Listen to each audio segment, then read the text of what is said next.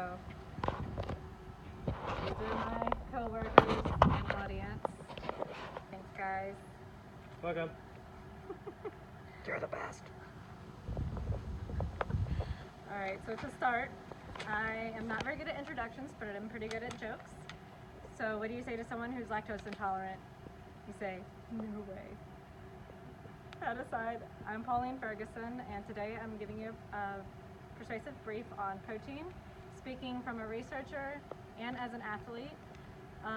In my opinion, today's industry overhypes protein, and it is a $96 billion worldwide industry per Anne Robinson in her 2017 article, Pumped on Protein.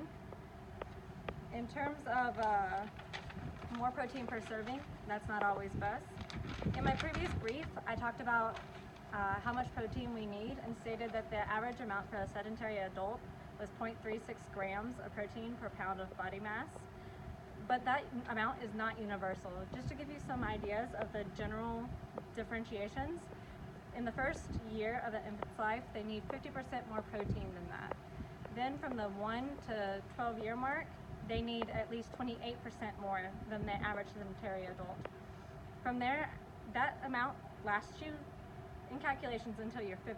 After 50, you need 10% more protein intake in order to offset some effects of muscle loss and what have you due to age. And also there's extra extenuating circumstances which cause you to need more protein, such as pregnancy, which requires you to have 35% more protein. And then once the baby comes out, a lactating mother requires 45% more protein than the average sedentary adult. Other things that affect your calculations on your protein needs is your activity levels. So, for example, if you're doing cross training, you need 0.7 grams per pound of body weight. Whereas if you were doing endurance training like running, you need 0.5 grams of protein per pound of body weight. These numbers are referenced from the National Institute of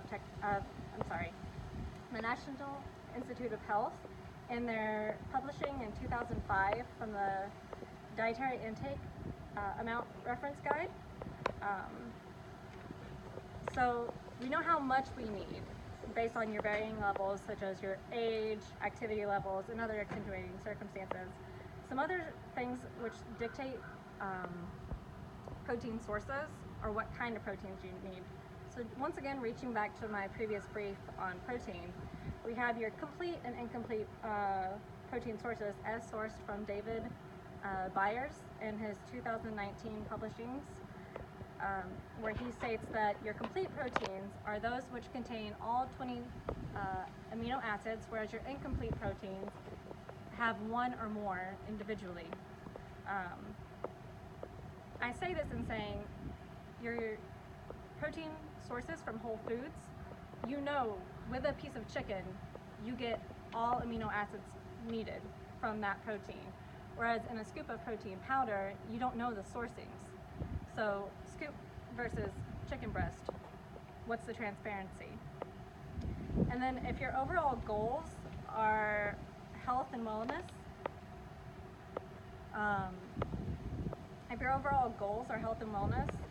then if you have too much or too little protein, there's consequences for that. Per that same publishing from the National Institute of Health, in their macronutrients and healthful diets section, so the effect of too much is obesity, type 2 diabetes, kidney stones, osteoporosis, heart disease, just to name a few.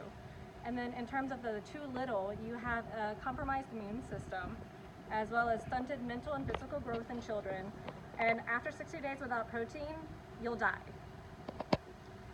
So to put all the raw data and, sorry, the wind is getting my papers. To put all the raw data and diabetes to the side, what's an attainable solution?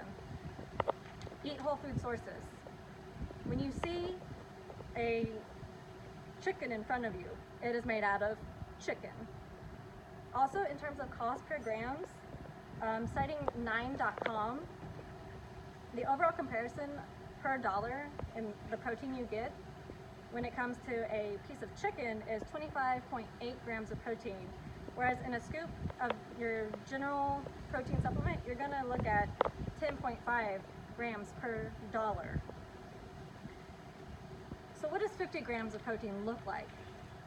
If you recall, for the average female, that's her daily limit, or daily need. From the same previous author referenced in our intro, Anne Robinson, you can get that from a piece of steak, 7 eggs, 2 chicken breasts, 1 tin of tuna, just to name a few. So just to re-emphasize that there's multiple sources for proteins, the complete proteins I mean.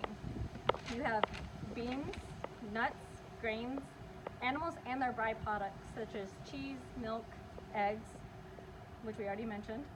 Whereas supplemental protein, you could or could not get a complete protein. And also, if you think about the quality, whey protein is a byproduct of cows. Most of the time, dairy farmers use their leftover milk to make whey protein. It's a profit margin kind of a thing. Also, in terms of what's sustainable during an apocalypse, in terms of sustainability in a, say, apocalyptic world, mankind has proven that you can maintain domesticated animals because we've been doing it for 10,000 of years. Per the National Geographic Society, one of the first animals ever domesticated for consumption was the goat.